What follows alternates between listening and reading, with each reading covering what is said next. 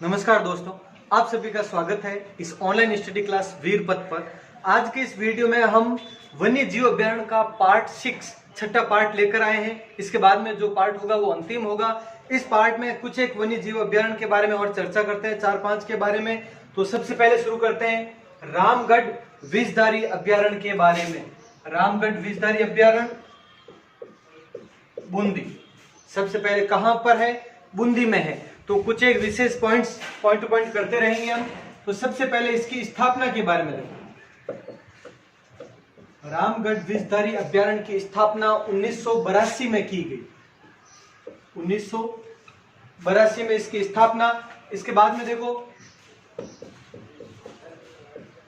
इसका क्षेत्रफल है 303.05 वर्ग किलोमीटर।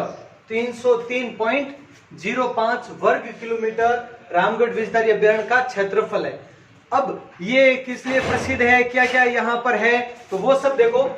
इसमें सबसे पहला पॉइंट है कि बाघ परियोजना नहीं होने पर भी, ध्यान रखना इस पर, बाघ परियोजना नहीं होने पर भी बाघ विचरण करने वाला अभ्यारण्य, बाघ विचरण करने वाला अभ्यारण्य। अब देखो किस प्रकार से है, ये क्या है वो ध्यान से देखें।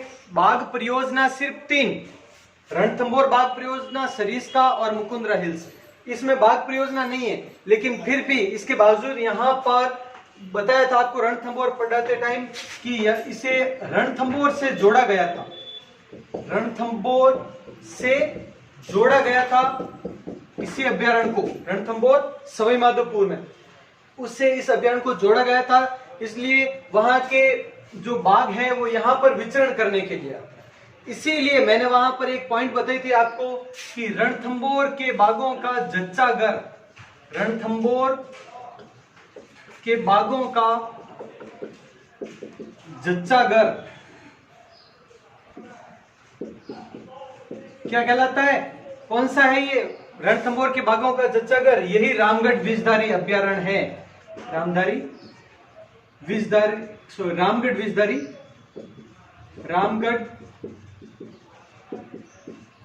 विषधारी अभ्यारण्य, यही रणथंभौर के बाघों का जच्चा घर है। जच्चा घर का मतलब होता है ननिहाल, नानेरा। मैंने बताया था आपको पहले, जच्चा कहते हैं जच्चा बच्चा दोनों सुरक्षित। जच्चा यानी माँ, जच्चा और बच्चा यानी जच्चा का अर्थ होता है माँ, माँ का घर यानी नानेरा। तो रणथंभौर के बाघों का जच्चा घर हो गया ये रामगढ़ विषधारी अभ्यारण्य। तो ये पॉइंट विशेष ध्यान रखना आप कि बाघ परियोजना नहीं होने पर भी बाघ विचरण करने वाला अभ्यारण्य कौन सा है? तो रामगढ़ विषधारी अभ्यारण्य है। इसके अलावा और यहां पर क्या है वो देखो, पाइथन अजगर की शरण स्थली, पाइथन अजगर की शरण स्थली है यहां पर, ध्यान रखना। ये पाइथन अजगर की शरण स्थली, क्योंकि इसके बाद में हम एक शेरगढ़ अभ्यारण्य भी पढ़ेंगे। तो इन दोनों में काफी कंफ्यूजन हो सकता है आपको, ध्यान रखना। रामगढ़ विषधारी अभ्यारण्य नाम जैसा कि है विषधारी, विषधारी यानी सर्प से संबंधित है, तो सर्प वहां पे पाइथन अजगर शब्द आता है, पाइथन अजगर की शरणस्थली, तो ही विषधारी अभ्यारण्य करना है रामगढ़ विषधारी अभ्यारण्य। अगर यहाँ पे आ जाता है सांपों की शरणस्थली कौन सी है, ये क्वेश्चन आता है, तो ज्यादातर स्टूडेंट सीधा यही पढ़ेंगे रामगढ़ विषधारी, नाम में ही विषधारी है तो ऑप्शन यही होगा सही।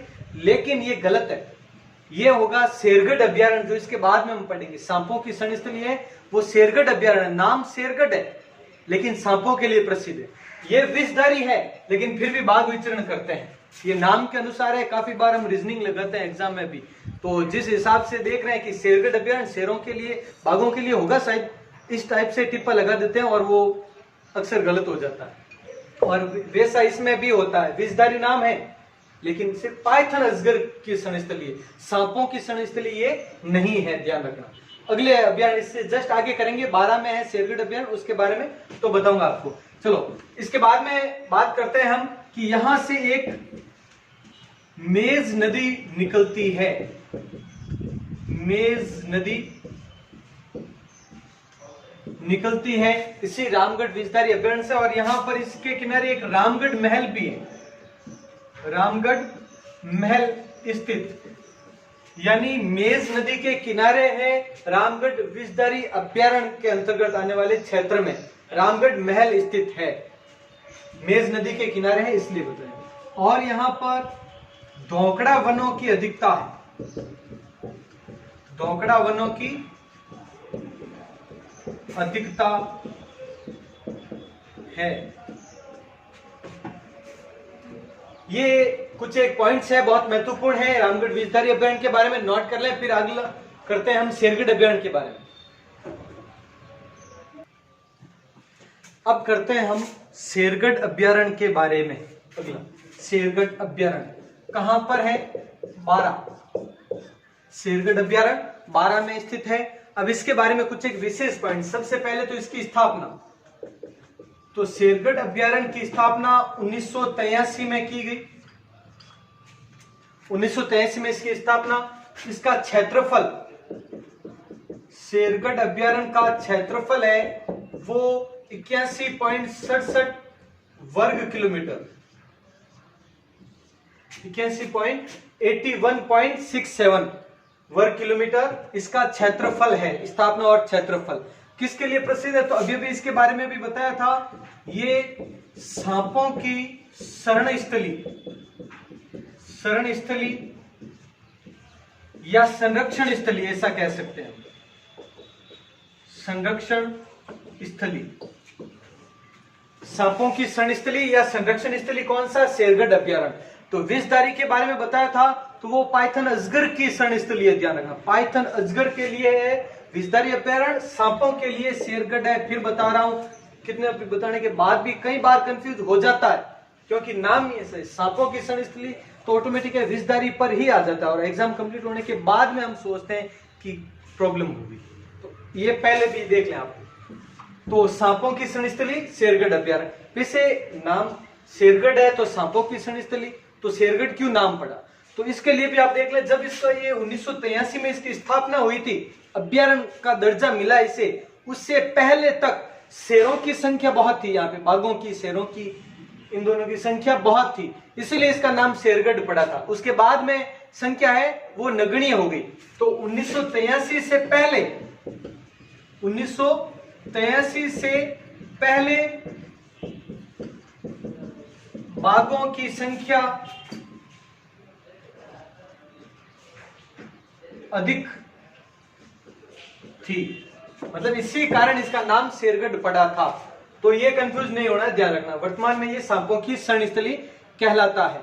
और इसके बारे में तो यह है कि परवन नदी, हमने पढ़ा था, शेरगढ़ दुर्ग परवन नदी के किनारे, शेरगढ़ अभयारण्य परवन नदी के किनारे, तो परवन नदी के किनारे स्थित यह अभयारण्य। तो इसके बारे में ये पॉइंट से आराम से नोट कर लें, उसके बाद में करते हैं अगला। चलो अब एक देखते हैं, छोटा सा अभयारण्य है दर्रा वन्य जीव अभयारण्य। ज्यादा डिटेल तो नहीं है इसके बारे में, क्योंकि ये मुकुंदरा हिल्स अभयारण्य जब से अलग हुआ है तो विशेष ज्यादा पॉइंट्स तो नहीं है। तो ध्यान रखना, दर्रा वन्य जीव अभयारण्य एक तो कहां पर विस्तृत है ये जरूर पूछा जाता है, तो कोटा झालावाड़, कोटा झालावाड़। ज्यादातर स्टूडेंट्स क्या है, ये दर्रा अभयारण्य और मुकुंदरा हिल्स अभयारण्य को एक ही मानते हैं कि एक ही अभयारण्य है, कोटा झालावाड़ वगैरह यही मानते हैं। तो ध्यान रखना, मुकुंदरा हिल्स राष्ट्रीय अभयारण्य, जिसे 9 जनवरी 2012 को राष्ट्रीय उद्यान घोषित कर दिया गया था, वो किसमें, ये कोटा और चित्तौड़ में ही विस्तृत, कोटा चित्तौड़ में वह राष्ट्रीय उद्यान, जबकि इसके अलावा बूंदी और झालावाड़ ये भी शामिल करें। इन चारों जिलों में बाघ परियोजना, मुकुंदरा हिल्स में बाघ परियोजना इन चारों जिलों में विस्तृत है। अगले साल जो लागू की गई थी राष्ट्रीय उद्यान घोषित होने के बाद में 2013 में। तो इस तरीके से ये इन चारों जिलों में तो विस्तृत है, कौन सा, मुकुंदरा हिल्स, जबकि दर्रा अभयारण्य सिर्फ कोटा झालावाड़ में, इससे अलग होने के बाद। अब इसकी स्थापना वही 1 नवंबर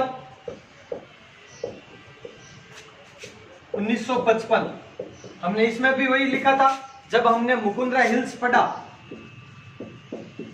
उस समय भी यही लिखा था, लेकिन ये राष्ट्रीय उद्यान हो गया और जब से इस दर्रा अभयारण्य से अलग हुआ है उसके बाद में वो जिले भी अलग हो गए इसके और स्थापना के लिए भी वो अलग हो गए। तो 1 नवंबर 1955। इसके अलावा इसका क्षेत्रफल कितना है ये देखा जाए तो 227.64 वर्ग किलोमीटर, 227.64 वर्ग किलोमीटर इसका क्षेत्रफल है। इसके अलावा दर्रा अभयारण्य में विशेष ज्यादा ऐसा पॉइंट नहीं है जो कि एग्जाम के लिहाज से कभी पूछा गया हो या आने लायक हो, वो कहीं किसी भी गाइड बुक्स में ज्यादा नहीं मिलता है। तो बस ये पॉइंट इतना सा लिख ले आप, स्थापना और क्षेत्रफल और कौन से जिले हैं ये विशेष थोड़ा ध्यान रखना आप, आने लायक चांस सबसे ज्यादा इसका है कौन से जिलों में। लेकिन आप अब अगला अभ्यारण्य नाहरगढ़ जैविक अभ्यारण्य, जो कि राज्य का प्रथम बायोलॉजिकल पार्क यानी जैविक उद्यान था, तो उसके बारे में बात करते हैं। अब नाहरगढ़ कहां पर है? जयपुर। जयपुर में जो दोनों अभ्यारण्य है जमवा रामगढ़ और नाहरगढ़, दोनों के बारे में अभी कंप्लीट कर लेंगे हम। तो नाहरगढ़ जैविक अभ्यारण्य जयपुर में है। सबसे पहले इसकी स्थापना के बारे में बात करें तो इसकी स्थापना 1980,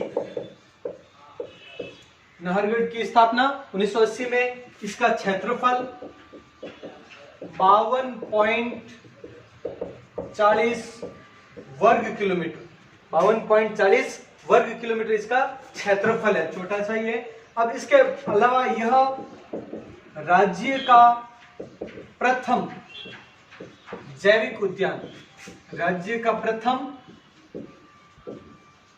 जैविक उद्यान है। अब प्रथम जैविक उद्यान है तो इसकी स्थापना है, जैविक उद्यान कब घोषित किया गया तो ध्यान रखना 18 सितंबर 2007। जैविक उद्यान कब बनाया गया? 18 सितंबर 2007 को राजस्थान का पहला जैविक उद्यान नाहरगढ़ जैविक अभ्यारण्य को बनाया गया। और दूसरा कौन सा? दूसरा सज्जनगढ़, और तीसरा माचिया सफारी पार्क, जो हम अलग मृगवन में पढ़ लेंगे, माचिया सफारी पार्क। 7 मृगवन पढ़ेंगे हम अभी बाद में जो वीडियो में, उसमें हम ये पढ़ लेंगे तीसरे के बारे में, और इसके बारे में हम पढ़ चुके हैं, सज्जनगढ़ उदयपुर में है वो हम पढ़ चुके हैं। तो ये हो गया राज्य का प्रथम जैविक उद्यान, बायोलॉजिकल पार्क का है, जैविक उद्यान एक ही बात है। अब एक और विशेष पॉइंट इसमें यह है कि राज्य का यानी राजस्थान का प्रथम और देश का तीसरा, राज्य का प्रथम व देश का तीसरा क्या? Bear rescue centre, bear rescue centre स्थापित। रेस्क्यू करना यानी बचाव करना, bear rescue centre. Bear rescue centre वो नहीं है, बियर रेस्क्यू सेंटर ये भालू वाला है, तो ध्यान रखना। भालू बचाने के लिए एक केंद्र स्थापित किया गया है, वो राजस्थान का प्रथम बियर रेस्क्यू सेंटर यानी भालू को बचाने के लिए सेंटर है, वो यहीं पर स्थापित किया गया था। तो ये आप इसे ध्यान रखो। और देश का ये तीसरा है। तो ये नाहरगढ़ जैविक अभ्यारण्य के बारे में कुछ एक महत्वपूर्ण पॉइंट्स हैं, नोट करें, उसके बाद में अगला करते हैं। अब जयपुर में ही स्थित एक और अभ्यारण्य के बारे में बात करते हैं, जमवा रामगढ़ अभ्यारण्य जयपुर में है। इसके बारे में देख लेते हैं। स्थापना, इसकी स्थापना 1982 में की गई और इसका क्षेत्रफल एग्जैक्ट 300 वर्ग किलोमीटर है, 300 वर्ग किलोमीटर है। इसके बारे में विशेष क्या क्या पॉइंट है उसके बारे में देखो आप।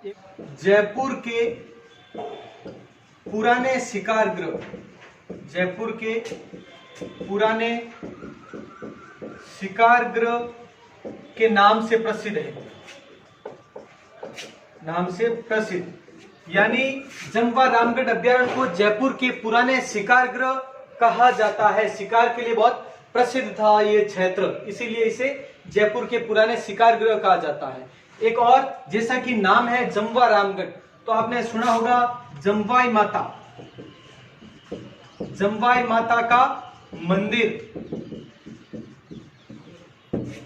जमवा रामगढ़ अभ्यारण्य में ही जमवाई माता का मंदिर है, आसानी से याद रह जाएगा। लेकिन इसके साथ ये पॉइंट जरूर रखना कि ये कच्छावा वंश की कुलदेवी है, कच्छावा वंश की कुलदेवी। ये भी साथ में ध्यान रखना आप पॉइंट, जमवाई माता है, कच्छावा वंश की कुलदेवी है। और यहाँ पर क्या है, तो इस जगह पर एक तो रामगढ़ और एक है झील का नाम है और हवाहोद, हवाहोद नामक झीलें स्थित। ये दो जिले भी जम्वा रामगढ़ अभ्यारण्य जयपुर में ही स्थित है। तो एक बार ये नोट डाउन कर लें सभी। तो इस तरह से ये हो गए 20 अभ्यारण्य हो गए, छठा पार्ट पूरा हुआ है आज का। और नाहरगढ़ अभ्यारण्य जयपुर का पढ़ा, इससे पहले हमने अभी जस्ट जो नाहरगढ़ अभ्यारण्य पढ़ा और वह राज्य का प्रथम जैविक अभ्यारण्य था। और याद रखना उसमें अभिनव परियोजना के तहत जो अभी मैंने बताया था आपको 2007 में, जिसके 18 सितंबर 2007 को जैविक अभ्यारण्य घोषित किया गया, वो किस परियोजना के तहत, अभिनव परियोजना के तहत। और ये परियोजना मैं आपको पहले लिखवा चुका हूं अच्छी तरीके से, वन वनस्पति लिखवाई थी उसी समय, सभी परियोजनाओं के समय। तो इस तरह से अगले जो 7 अभ्यारण्य हैं वो अगले पार्ट में, यानी 7वां पार्ट अगले वीडियो में आएगा और जिसमें कंप्लीट हो जाएगा अपना ये वन्य जीव अभ्यारण्य। तो ठीक है, मिलते हैं अगले वीडियो में। जय हिंद, जय भारत।